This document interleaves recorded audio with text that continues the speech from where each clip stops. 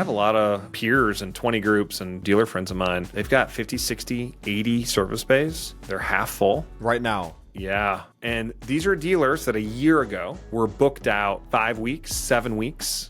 100,000 cars are recalled every day in America. What some saw as a major public safety threat, this man saw an incredible business opportunity. And the best part, it's making the streets much safer. Today, I'm speaking with Ryan Maher, CEO of BizzyCar, an automated recall management tool. We discuss how to crush the 70 million automotive recalls on the road today, his journey from infantry officer to chief executive officer, technology fatigue in the car business, and much more. Don't forget to click subscribe so you never miss an episode. What's up, everyone? This is Car Dealership Guy. You're listening to the Car Dealership Guy podcast, which is my effort to give you access to the most transparent insights into the car market. But before we get into the show, this episode is brought to you by Private Auto, the first transactional marketplace that enables a safe and secure way to buy and sell vehicles privately. Private Auto provides a self-service platform that removes the middleman and uses proprietary banking technology. This allows buyers and sellers to safely complete a private party sale on their own at any time. They've thought of it all. Identity verification to avoid scams, an e-bill of sale to simplify the paperwork, instant transfer of money between buyers and sellers, and so much more. Learn more at privateauto.com and use code CDG to list your car for free. This episode is also brought to you by CDK Global. CDK Global has been empowering nearly 15,000 dealers with the tools and technology they need to build deeper relationships with customers. Their team is keenly aware of the state of dealership technology, and while many vendors promise seamless experiences between your CRM, DMS, digital retail, and fixed ops, most of these bolt-on solutions tend to break workflows and cause more harm than good. That is why CDK has launched a new dealership experience platform. This new integrated software consists of everything you need to operate a dealership efficiently while delivering an unparalleled experience to your customers. Basically, everything working together, not separate, one system to run your dealership as opposed to 10. CDK developed it with an outside-in approach, listening to dealers every step of the way. You can learn more about CDK's dealership experience platform by visiting cdkglobal.com/DXP or clicking the link in the show notes below. Lastly, this episode is also brought to you by BizzyCar. I'd like to thank BizzyCar for coming on as a guest and also supporting this podcast. So you just mentioned that you watched some podcasts prior to this. I'm out of curiosity, what's your favorite podcast, or which episode did you like the most? I really liked the one with Devin Daly last week from Impel. Those guys are doing some pretty cool things. But as a car dealer, I'm amazed at some of the interviews that you've been able to get the last few weeks and last few months. I love the one with Jim Farley. That was wild. Would love to see you. Wait, are you talking about the live one? Yeah. Twitter Spaces? Yeah. Oh, yeah. We're trying to get Jim actually to come on. We're trying to get him to come on because some people have actually requested him, and I think we could have a pretty good conversation. So we are working on that. I'd love to see you get Jose Munoz. He, on the Hyundai side, he's I've known him a little bit for the last few years, from afar as a, because of his relationship of running these car manufacturers. But yeah, you've got some pretty cool guests. I really like the one with Devin, seeing where AI is going and some of the cool stuff in that space. It's nice to see it enter into the automotive industry. Yeah, a couple things there. So Devin Daly, just fascinating entrepreneur. I remember his company when they were just doing, spin car software, like just imaging software for dealers, right? We used them years ago, and his growth and Impel's growth has just been astonishing. How they've, really gone in different directions and, new products and services and whatnot. So that was, for me, like a shocker. I was like, wow, you have come a long way. Needless to say, they rebranded and they're a whole different company. And then you mentioned Jose. So, there's some emails being exchanged right now. I'll keep it at that. But if someone from, Team Hyundai is listening to this and they want to put in a little word, we welcome it because we want to get them on sooner rather than later. Next couple of months are going to be great, though. There's some incredible people coming on. And what I always like to emphasize is that it's not just, the big executives, the big entrepreneurs, the billionaires. It's not just that. There's also, some mom and pop dealers that are bootstrapped, have started from nothing and are putting together a really great little operation, sharing their insight from the ground floor. And I take pride in that because I just think that that is, it's easy to get kind of drowned out as, the platform scales. I mean, today, we have tens of thousands of monthly listeners. And obviously, you want to get like the shiny, like the big, the big executive, someone, that's done something really crazy and big. But I think it's just as important to bring, the person that is going through, something maybe on a much smaller scale, but that's also very relatable. And so I think that's the cool part about this platform, because I can do that. And people really appreciate kind of all sides of the platform. So, Well, it's like your story. You come from the small mom and pop, so it's nice to see you. You got a big microphone now. yeah, I mean, it's probably a little bit of my dad beating into my head, kind of, growing up as a kid, just, kind of stay with your boots on the ground and stay grounded. So it's probably that subconsciously impacting it. But I want to get into that, man. I think there's a lot to discuss today with you over here. Love your background, and you've been through some interesting things, so we'll get into. Just start us off about just your growing up in the dealership business, right? For those that don't know, you grew up. Your family owns a prominent dealer group in St. Louis. You grew up in that environment. Tell us a little bit about that. What was that like? Yeah, so we're a third generation auto group, depending on who you ask in the family. Fifth generation family business. We're involved in a couple, like most car dealers, we're involved in a couple different other industries, out of home media, or, we do multifamily housing. But those are tough to do when we're 12 years old. And when you're a little kid and you want to spend Saturdays with your dad, you come out to the car dealership, and my brother and we'd crawl I love around. that. Yeah, we were a little bit mischievous as kids, and it was always kind of a game. We'd jump in the new cars on the showroom on a Saturday and hopefully not set off one of the car alarms, which would like invariably happen between my brother and I got a younger brother who now is our platform president and general manager. Phenomenal operator. But I'm not just saying this because he's my brother, but I mean, the best car guy I've ever met. Just super capable. Spent a lot of time at Sewell and AutoNation before he came back and worked with the family. But yeah, I grew up washing cars. My dad wanted to make sure we didn't fall into the proverbial SOD, son of dealer type scenario where, a lot of these general managers and owners, they don't grow up in the business. They come in, they're looking for a free job, and when they graduate college, and my dad made sure that wasn't the case for us. So we started off $3.15 an hour washing cars when I was about 12 years old. It was a ton of fun. St. Louis in the summer it's hot, it's miserable, and a lot of humidity, and you really appreciate what it takes to get a car frontline ready, and what the technicians do in the back to get cars repaired. And I fell in love with it. Car industry's got so many cool aspects to it. You've got really four businesses in one, and you don't see that, I think, when you're a kid.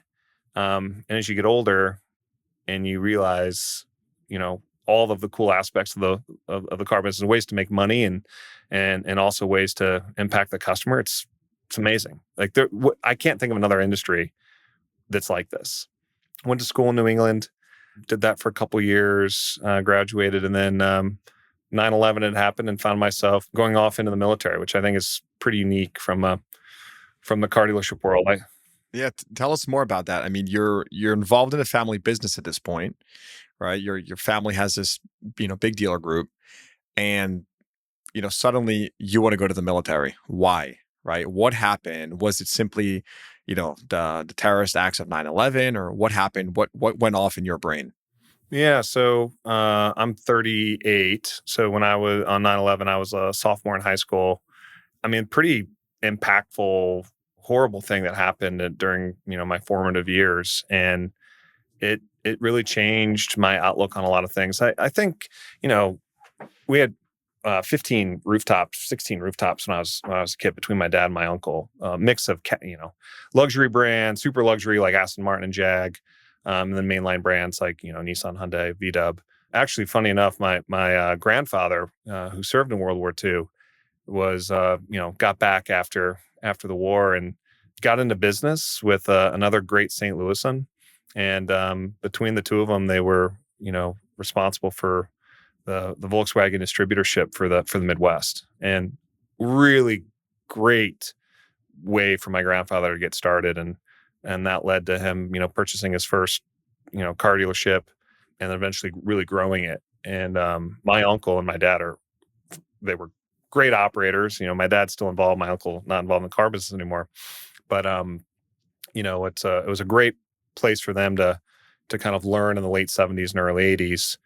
But I always remembered, I go over to my grandparents' house when I was a kid, and I'd see these photos of my grandfather. He was an engineer. He worked on the turrets on the B-29 bombers. He took a pause from University of Texas to do that. I mean, that's what you did back then. And I would see those photos and I'd hear the stories, and I never really contemplated myself joining the military. I thought I'd, join the car business, right? And I still remember having that conversation with my parents, being like, "Hey, I think I'm gonna join the military," and them just kind of being like, "What are you talking about?" And Iraq was raging, and Afghanistan was still going on, and so yeah, I felt the calling. I think that there's we live in a great country, and I just think there's this sense of duty or service that's maybe missing from our generation. I felt very strongly that I needed to go do something. So I went to officer candidate school, which is brutal, not fun. I joined the Marine Corps as an officer in the Marine Corps, and that was absolutely the best decision I could have ever made as a 22-year-old kid. Why do you say it was the best decision? Yeah, so I didn't know a whole lot about the military. I was interning. I'd heard some stories. My uncle had one of the car businesses was a Huey pilot in Vietnam, but he never talked about it. My grandfather, a little bit of service in World War II, but not frontline. I mean, he was working for the Army Air Corps at the time as an engineer. And so I didn't really have other than watching movies as a kid, Chuck Norris or Under Siege or some of these other things, I didn't know a whole lot about it, and it was a rude awakening. I mean, total. The Marine Corps is completely based on meritocracy. They do not care that your dad's got a car dealership in the Midwest. It means nothing, and your reputation is everything. And there's just so many core values that get instilled in you. And I think the Marine Corps is the best service out of all of them, definitely the hardest. And that was a really tough awakening. A lot of early lessons learned of what right and wrong looks like. I'll give you a short story here. So I remember, going, your second lieutenant. So I'd been in the Marine Corps about a year. I was an infantry officer, so I had a platoon, 44 guys. And I just remember being like, okay, I know what I'm doing. I've been trained. They put you through a lot of training, very rigorous environment. The one thing that I didn't want to do was make a mistake or screw up. And, you're pretty 22, you got some swagger, it's a tough environment. You're physically fit, you're tactically competent. And man, I got lost on a patrol one time, and it was absolutely the most humbling experience ever, because it happens to every second lieutenant. You invariably you do something stupid, right? You read the wrong direction on your map or your compass or whatever, and you totally punt. I mean, you screw up in front of a lot of guys that are counting on you, because if you make a mistake, the consequences are severe. This isn't like, oh, you had a bad Saturday in the car business. This is, people's lives are at stake. I got lost, and I just remember, my platoon sergeant, great guy, Staff Sergeant Joe Medina, and it's kind of like the right-hand man of the platoon commander, and he kind of sits me down, and I think he's going to give me this, whisper sweet nothings in my ear and tell me it's going to be okay. And he's like, very direct. You screw this up again, you're going to get somebody killed. So I'm not going to let that happen. And I just kind of remember oh my God, this is super serious. And it just makes you, at a young age, you realize you better know what you're doing. And I've carried that with me. I mean, I think about that story almost every day. After I served in Afghanistan, and you got to know what's going on. And so now I apply these lessons to everything I do in my life. And it's a very different, you know, very different background than I think most people in the auto industry. And tell me what was it like when you were finally coming back from deployment, right? And you're getting back to, quote unquote normal life, right? What was that transition like for you, right? And because I want you to take us all the way through today, right? And launching BizzyCar, what you're currently doing. So just tell us a little bit about that transition back. So I commissioned in 2007. I got out in 2012. So we did. I did a tour in Afghanistan. I did a tour off the Horn of North Africa. We did humanitarian assistance in Haiti after the 2010 earthquake. So I got to kind of see a lot of different aspects of what you can do in the Marine Corps. It's not always, combat experiences. There's a lot of other stuff that we did. I was wondering, do I want to make a career out of the Marine Corps? I felt, my family wanted me home, obviously. It was always an option to come back and work in the family business. But I didn't feel like I had to do it. So I just remember I was talking to my dad on a satellite phone, and he's like, "So, what do you want to do, son?" This is, like 2011 in Afghanistan, and I said, I think I'd like to come back and explore, what a career would be like in the auto industry. He's like, "Okay. Well, you don't know anything about it. So what are you going to do?" So, I'd grown up washing cars. I didn't know anything about the car business, not for real, and I had some great leadership lessons from the Marine Corps, how to take care of people. And it's really, there's a great quote. I don't know if Eisenhower or Patton or somebody, but amateurs talk tactics, professionals talk logistics. And, that's kind of like saying this, how important the support function is. So in the car business, we're super front end focused. We're very focused on selling cars, but there's so many other people in this industry that are critical to its success. Namely on the service side, the technicians, the people that make the car safe. And so I told my dad, I said, "Hey, I think I want to focus on that. I think I want to focus on, the technician side, the service side." He said, "Great. Why don't you, take a year, get your MBA, learn, take a little, combat's tough. You kind of come back from that, and having a little bit of transition time is helpful. I was going to get married and a couple other things, just some, life milestones." And it was good. I'm really glad that we did that. So I ended up doing an MBA program, and, did a little, got to intern and do some other stuff, and then eventually made my way back to the car business. This episode is brought to you by my very own Car Dealership Guy industry job board. I hear it every day. CDG, why aren't you charging money for this? My answer, because I can. CDGjobs.com, my industry job board connecting the best talent in automotive with the best companies, will remain absolutely free for CDG listeners to post and fill available roles at their companies. This free job board is for anyone in automotive: vendors, dealers, lenders, manufacturers, auto tech, everyone. Already, over 100 companies have posted open positions, including Lithia Motors, Recurrent, Credit Acceptance, Veros Credit, Cars Commerce, Shift Digital, Plug, Fullpath, Westlake, Trade Pending. You get the point. The best part is that when these companies hire through CDGjobs.com, they are hiring the most informed candidates in the marketplace. So don't hesitate. You can add your open roles today by visiting cdgjobs.com or clicking the link in the show notes below. That's cdgjobs.com. So tell me how you got into, tech entrepreneurship, right? I mean, it feels like you had no exposure to that. I mean, you had clearly exposure to entrepreneurship, but where did tech come into play? And your current company, BizzyCar, which I want to get into, what you currently do, the problem you're solving. By the way, love your marketing. I'm really curious to know who's the marketing brains behind all that. but I suspect you have some good involvement there.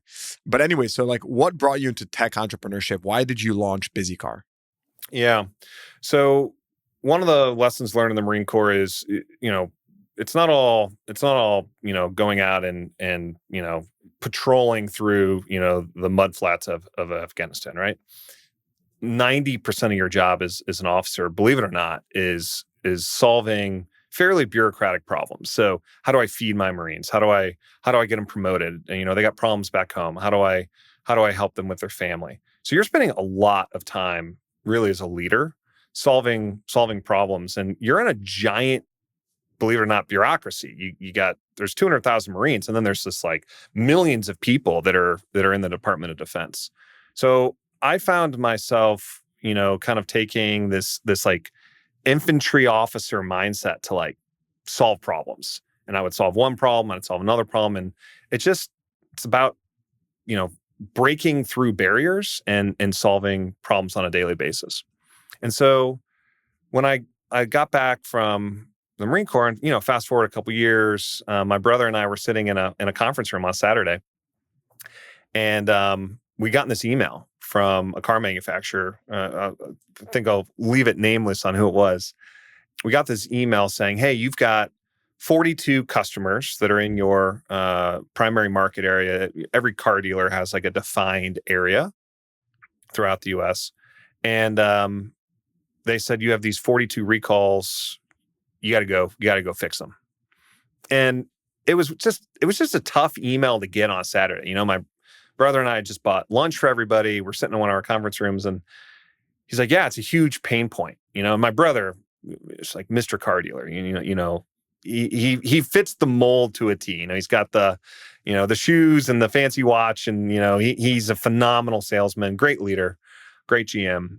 But he's like, hey, if you want to do this on your off time, knock yourself out. Recall sucks, right? Like it's something that you have to do as a dealer. This is like 4 years ago now. So we got the email, and it was just a list of VIN numbers that had, customers that had recalls. We had no way of contacting them. We had no way of reaching out to them, no name, nothing. And just on a whim, totally random, I went to Auto Trader and I said, okay, can you find me, I don't know, I'll make it up, used Nissans in my backyard. So you set the little radius to 10 miles or 25 miles. And that, believe it or not, that's how BizzyCar was born, is identifying vehicles that had recalls, throughout our backyard, so to speak. And 60 days later, COVID hit. So it was just this massive, like once in a generation thing that happened. And here we are trying to, we were just messing around with this like recall thing, and everybody was shutting down. Dealers were looking at laying off technicians. We weren't selling any cars. I mean, we were locked down. I mean, it was really bad. And I was like, there's no way we can let these technicians go. Finding technicians in the car business is like it's like chasing unicorns. They are really hard to find. And I was like, there's just no way we can do this. And we were in a really fortunate position. My dad made sure. I mean, we have as a family, as a car dealer group, we had a strong balance sheet. We were able to kind of weather the storm, but we didn't know how long this thing was going to last. And so we started going to used car lots and finding vehicles with recalls and repairing them. And it worked, man. It's just like, I'd like to say that I had like a crystal ball and this was all part of some grand Nothing plan. fancy. It was, to be honest with you, dude, it was luck and timing. And solve one problem, okay, solve another. I mean, my dad's like, there's no way this used car dealer is going to let you take one of their cars. So I just picked up the phone and called. I mean, so many entrepreneurs are just afraid to pick up the phone. People have ideas for businesses. They have ideas to do. You gotta have that personality where you just are like, all right, well, I'm gonna try it. Pick up the phone, call the dealer. I was nervous, right? Like maybe he's going to say no. So what? All right, he says no to me. I get told no all the time. We started making money in our first month. We made $40,000. And just to be clear, this was from recall work that you just went out, found, and you brought that business to get it done. Totally. Yeah. Finding cars with recalls on other dealers' lots. So we called it, business to business, B2B recalls. The true definition of dialing for dollars. Dialing for dollars. That was it, man. Like it was like, oh my God, we found and you check the VIN and there'd be like maybe 5 recalls on this or 6 recalls on this. So I mean, there's some ROs some repair orders we wrote up that were like $2,000-$3,000. And the nice part was, these cars are unsafe, right? The vehicle was recalled because there's a problem that had to be fixed. And I had no intention at the time of turning this into a company. But, a couple months later, and, we were, in the middle of COVID, and, we're an essential business, right? Getting cars repaired. So things started, and I mean this like very gently, but, things started to kind of come back. And it's like, well, what are we going to do about this recall thing that we come up with? And I did a little research. We started, breaking down some barriers. And as it turns out, the number of vehicles on the road today that have a recall is shocking. It really blew my mind. Or what was it at the time? Yeah, so at the time, it was 59 million vehicles on the road with an open recall. Today, it's close to 70 million. So it's gone up. 1 in 4, yeah. So you got your work cut out for you, Ryan. We're busy. We say we're busy at BizzyCar. I couldn't believe it, man. Like the numbers are huge. 1 in 4 cars on the road, and depending on the manufacturer, it can be higher than that. Last year in the United States, we recalled over 30 million vehicles. It's about 100,000 vehicles a day, and that's a shocking number. Tell me, just give us some insight into the state of recalls, right? Are we seeing recalls overall rising? Are they staying, kind of, stable or, declining? Like what is happening with recalls and why, right? What is driving these movements? So a couple things.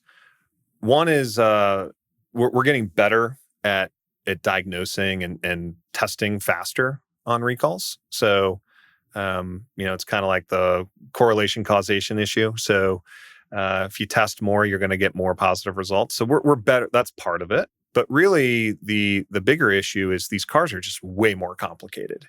And a lot of my technicians in my stores, they love turning wrenches. They love kind of, touching the parts and the pieces of engines and brakes and tires. But there's a ton of electrical work on these vehicles, EVs especially. Yeah, I mean they're basically you got to be a software engineer nowadays. There's a lot of dealers I talk to that basically call some of their master techs engineers, and that's really what they've had to become.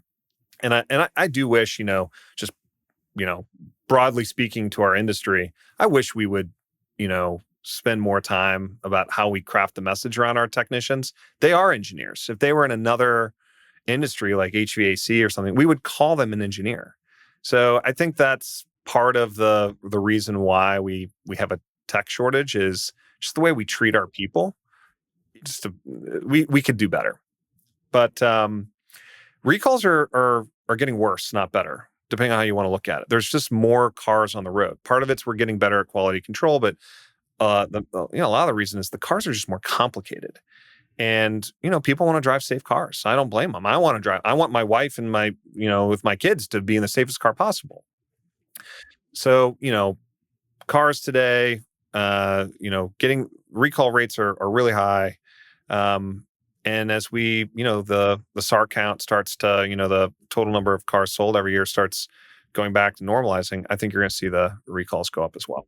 But tell me a little bit more about the incentives here, right? Because 10 years ago, right, could you have done this profitably, or would the vehicle manufacturer undercut you on what they're paying you, which would leave you with no incentive to go find these cars on the road, right? Basically, my question to you is, what else has changed on the way vehicle manufacturers are paying dealers? Because that's obviously the incentive, right? They're paying you to perform this work.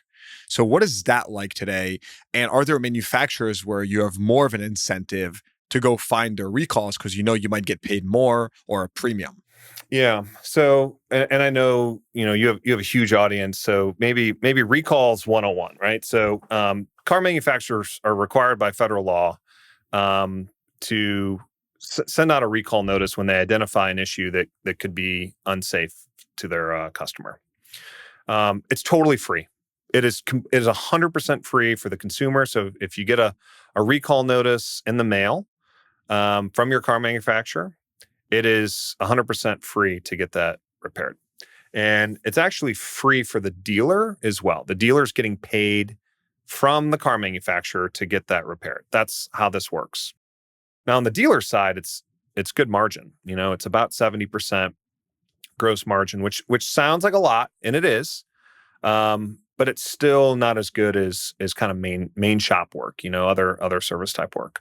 So recalls 101. Recall gets announced. You hear about the big ones, on the 6:00 news. 1 million vehicles from, some Detroit manufacturer, 1 million vehicles from a Japanese manufacturer. But really, it's 100,000 a day. And the incentive side of this, back in the day, 10 years ago, the only way that we could solve this problem is we would send a letter to the customer and we would alert them to the fact that they had a recall. That was it. And in fact, until BizzyCar was founded, that was the primary methodology for getting your vehicle repaired. And the only place where you can get a recall repaired and have it be free is at a franchise car dealership. There's a lot of reasons for that. Some of these recalls are very complicated, and you need to go to a franchise dealer who has kind of the technical expertise to do that properly and keep it to manufacturer spec. So that's how we were doing it in my own stores. And there's some other companies out there. They're really marketing companies, service retention or whatever. They would use some of these direct mail lists to get to alert customers, but they didn't see the kind of like the deep value of what you could do with this. And then explain to me how dealers are handling recalls today then, right? Clearly now there's what you do, BizzyCar. You've commercialized this, right? You had this insight, it worked, you commercialized it. But overall, I mean, dealers that are not familiar with what you're doing and BizzyCar and just the general, this opportunity, how are they handling this today? It's a mess, man. Like it's just this perfect storm of like, you have, fragmented data. There's like 18 different ways you have to look up the information. Did the customer buy a car from me? Do I have the right contact information? Then you have to go into the car manufacturer portal. And then, it's not like these car manufacturers just have a plethora of parts sitting around. So the parts are restricted.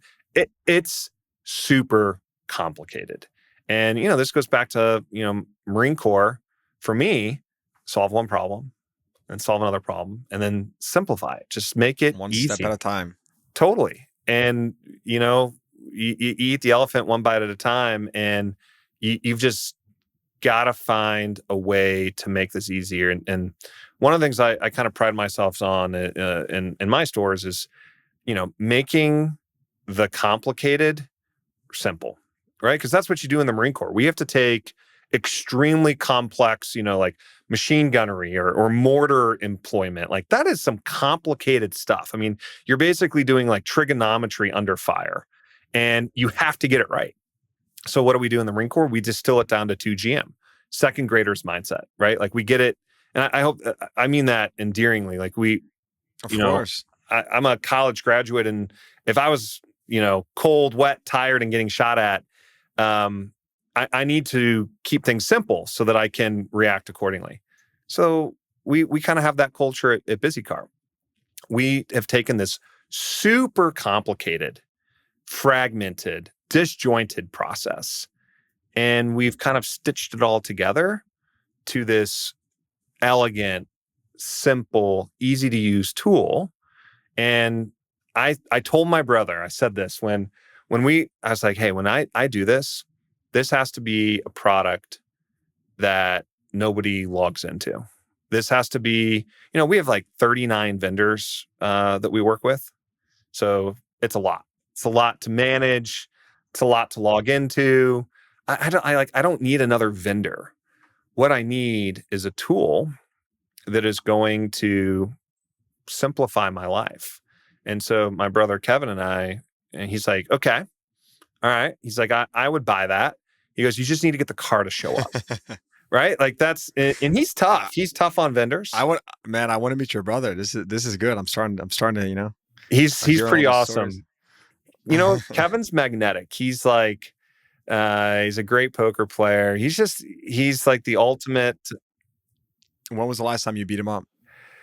Oh man. Okay. I'll let him know. That's the real question that we want to know. Yeah. I don't think I've ever lost a golf outing to him. So we'll get him on at some point. But yeah, he's a pretty dynamic guy. He's a great brother. But he was right, man. I mean, he hit the nail on the head. And Kevin's, he's on National Dealer Council. He's on a bunch of stuff for our finance companies. I mean, he really knows what he's doing. And his answer to me was, hey, Ryan, you want to build something, get the cars to show up, and I don't want to lift a finger. It's like, okay. So that's our bar. That's every time that we add a feature or we explore making a tweak, we have to make sure that it's going to work that way. And I mean, God bless that we did it that way, because 97% of our customers never log into our platform. It just runs in the background. I think that's incredible. And the beauty of being a practitioner, right, and a dealer, and having built this, is that you get to use it firsthand. And like you said, exactly what your pain points are, right? You can solve it. You're from within the industry, and it just makes things so much more practical. Like you said, you don't want to log into the tool. Like when I hear that, my, kind of entrepreneurial, like tech brain right away says that is not the incentive that you should have as, a founder, an entrepreneur. If you're strictly looking at how do I maximize, time on, tool or whatever, right? But if you're like putting the customer first, right? You're putting the end user first, then you're absolutely doing the right thing, right? No one wants to log into another platform. I've talked about SaaS fatigue. And if you look at, all the big players in their industry, there's a lot of integration and consolidation. I mean, people are trying to simplify, right? Like you said, there's lots of different tech, and don't get it twisted. Like, dealers that adopt tech, that use tech, are going to be ahead of the curve. There's just no doubt about it. Increasingly ahead of the curve. I think that should not be controversial. But like you said, right, it's keeping it simple. Yeah. So there's so much technology that's coming out, and I really do think, in the car industry, from a technology standpoint, 5 to 10 years behind, some of the other leading stuff out there. I mean, even look at some of the AI solutions. Like, you have these vendors that are trying to build AI, and like, you're going to compete with Microsoft, you're going to compete with Amazon. It's just, it's tough. And, I think what we see in the industry, from my perspective, is build a solution that's automagical, right? Build a solution that I saw that word. Yeah, you like that? It fits. Auto, magical. It seems to kind of play out. I just want tools that are kind of, Marine Corps again, fire and forget. Like, push the button and, boom, it does what it's supposed to do. That's important. And I think as we look at evaluating vendors into the future, like, what are we going to use inside of my stores? And then, like, we have some really big customers, the Publics, the Lithias of the world, the Asburys, some really large groups on here. They don't have time to manage this stuff. And if you're fighting, other vendors to make this stuff work, if you're fighting for like mind share, it's tough. I mean, you either have to have a product that is so good, or that you have to have like a vAuto or a DMS, something that you like have to have on a daily basis to run your product or to work inside your stores. But yeah, for us, people can sleep at night. The general manager can sleep at night because he's not line item, every month, right? Let's cut expenses. Okay, well, the general manager knows I have a tool that's going to reach out to customers, It's going to use AI to schedule, so my team doesn't have to train or do anything. And then the car is just going to show up. And there's so many pieces about this, the way the product works that's so elegant. I think my favorite piece is that recalls are the outreach. We're exempt, right? We're exempt from TCPA. So for dealers that are, members of your audience that are on the dealer side or car manufacturer side, this is a way to talk to customers that haven't been to your store in years. So recalls, the safety component, super, super important to me. But, that's the mission. But the value prop is loyalty and retention. And that's the thing that we're bringing beyond. And everybody knows this. Look at what the car manufacturer, you buy a new car.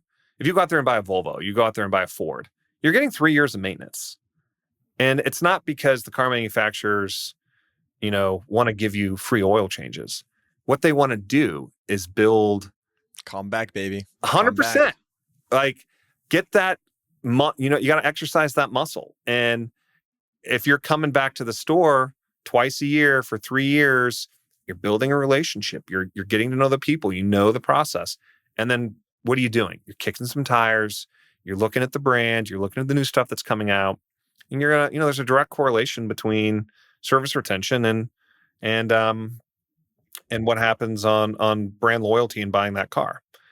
We've actually invented something out of this called REI, the Recall Efficiency Index. That's our, trademarked tool.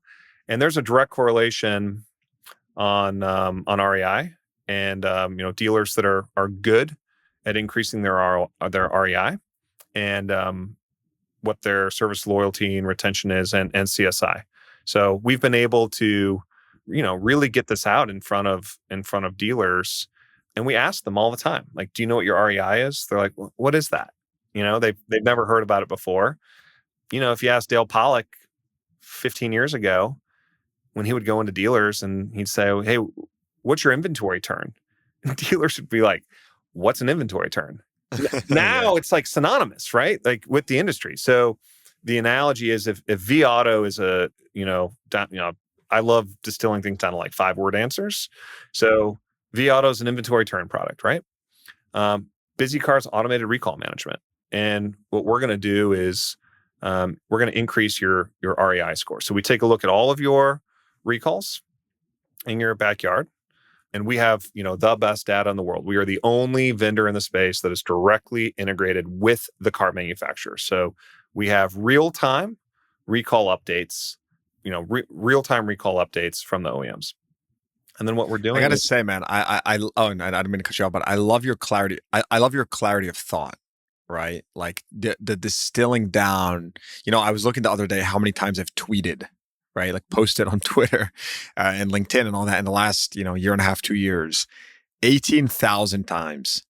And I was having a chat with my team about it, and I said, 18,000, if 18 or like 17,800, whatever. Wow. But I was telling them, I was telling them, if not for anything else, the one thing this entire experience, the one thing that I've really kind of gotten from it is just, being forced to distill your thoughts down and simplicity. Keep things simple, right? Use simple words. There's a website that I like now, and I started using called Hemingway app, where you literally put in a sentence or something, and it tells you what grade or what grade it's being written in, right? Like 3rd grade, 5th grade, like what grade level comprehension. So, just keeping things simple, it goes such a long way in everything, in business and life. But anyways, so that's a sidebar. So Hemingway app, you'll love that if you haven't used it yet. I love that. And I love Blinkist. I don't know if you're a Blinkist guy, but, distilling down complex books to, 10 chapters. Yeah. Getting the simplified, focused efforts in the car industry are long overdue. Get to the crux of it. So, while we were talking about service retention, I looked through your tagline, I looked a little bit through, again, your brand, and I loved how you're not recall management. You're making the streets safer. And I love that, right? Because that is fundamentally like, that is the why behind it. And I think, again, a lot of brands lack that, right? You are making the streets safer by getting these recalled vehicles off the streets or fixing them. And then I thought about present day. I thought about today. I thought about the industry and kind of the trends right now in the auto business. And another thing went through my mind, which is that, right now, dealers are seeing new car margin compression at faster pace than they've seen in the last, in years. Used cars are still, incredibly challenging to source. They're in short supply, right? We have this like leasing cliff of we didn't lease enough vehicles over the last couple of years. And we're hitting that cliff now where there's just fewer lease returns, which again, that also that hurts the used car market and inventory availability. But where you came to mind, I said, wow. I said, you launched as this recall, recall automation software where you're making the street safer. And today, I would make the case that you are, fixing margin compression potentially. I mean, think about it, right? Exactly what you did in 2020 when you went out to get cars off the streets, when you needed to fill your service department. Well, guess what? Today, service has become so important, even more than it has been. I mean, service has always been important, but it's especially important when new car sales are going through a moment when there aren't enough used cars in the street. And so here you are, and you're providing the opportunity for dealers to hedge against margin compression by proactively finding and sourcing vehicles that have recalls on the street and bringing them into the department. Am I thinking about this the right way? Is this how you guys are thinking about it now, as a super big, super important value proposition to the dealership community? Yeah. So I look at interest rates. I mean, I look, our family owns a bunch of car dealerships. January was soft. We're seeing the things are starting to come back to where they were a few years ago. Margin compression is very real. And I mean, depending on what statistic you want to pull, but I mean, can we agree 55, 56% of a dealership's gross profit comes from service, roughly? So, we're very, focused on when sales slow a little bit, or margin gets compressed, we're really focusing on our fixed side. And how do you get the right customers back in? And there was this huge like glut of service work that needed to get done the last 18 months because nobody was buying cars and there was this, cars needed to get serviced. That's like, we're through that. So I have a lot of, peers and 20 groups and, dealer friends of mine. They've got 50, 60, 80 service bays. They're half full. And right now, yeah. And these are dealers that a year ago were booked out 5 weeks, 7 weeks. They couldn't get enough customers throughput. And when you say they're half full, is that due to a lack of just demand or consumer demand or technician shortage or both? Yeah, I feel like the technician shortage is we always chalk a lot of problems, up to, I think you and I could agree to this. So if you had a sales manager, so if you owned a store, in my stores, if a sales manager came up to you and said, "Hey, we don't have enough people to sell cars," I mean, that'd be a pretty quick conversation with that sales manager, right? And you'd say, "All right, you're better off. You don't work here anymore."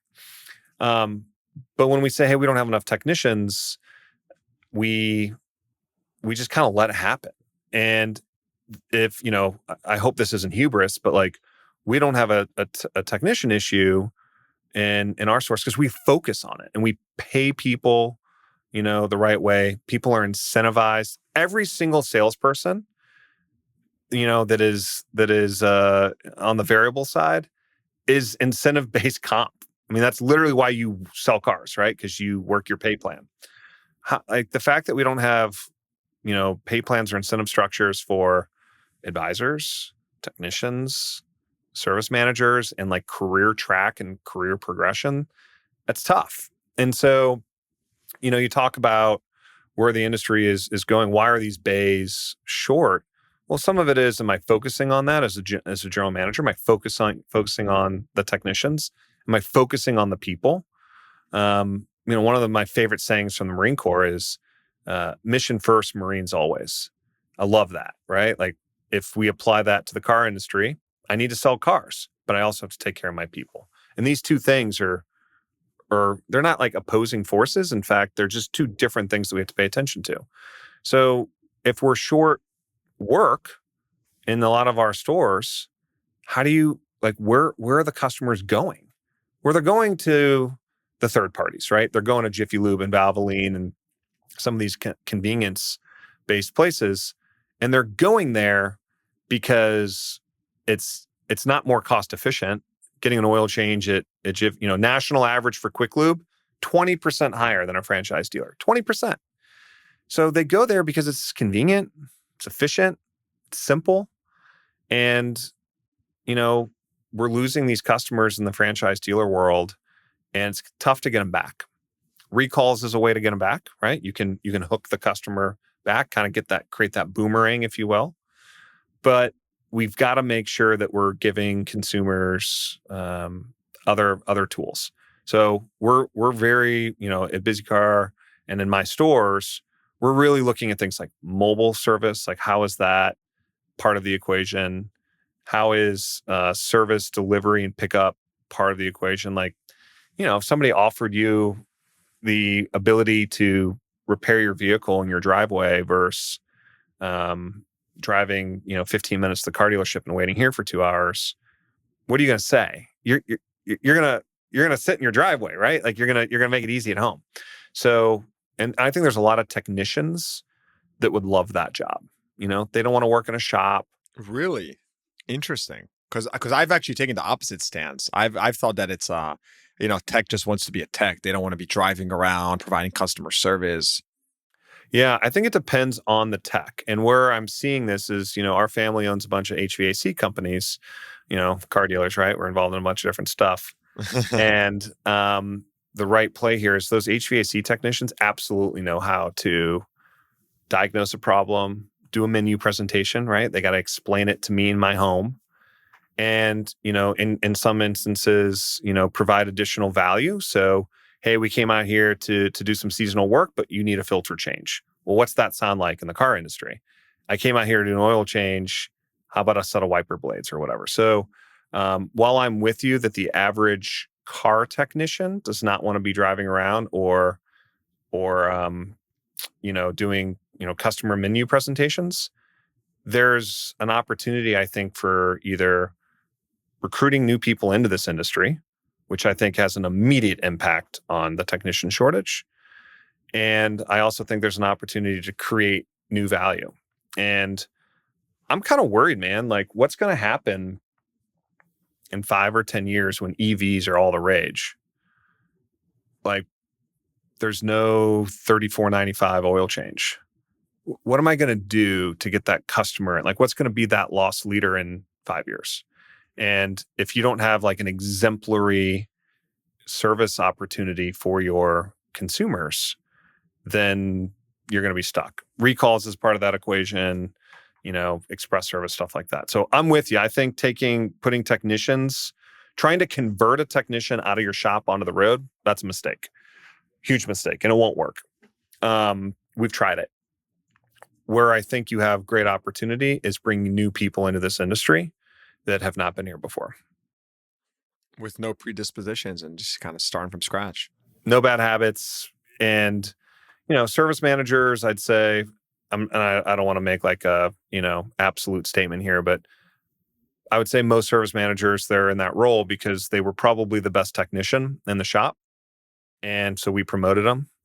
Maybe they're a great manager. You hope that they are, but not always. And I'd say more often than not, they're not managers by choice. So we put them into the role. And, some technicians just don't want to deal with that. They don't want to deal with somebody that doesn't know how to lead the shop. And I think by creating an opportunity out of the shop could be valuable there.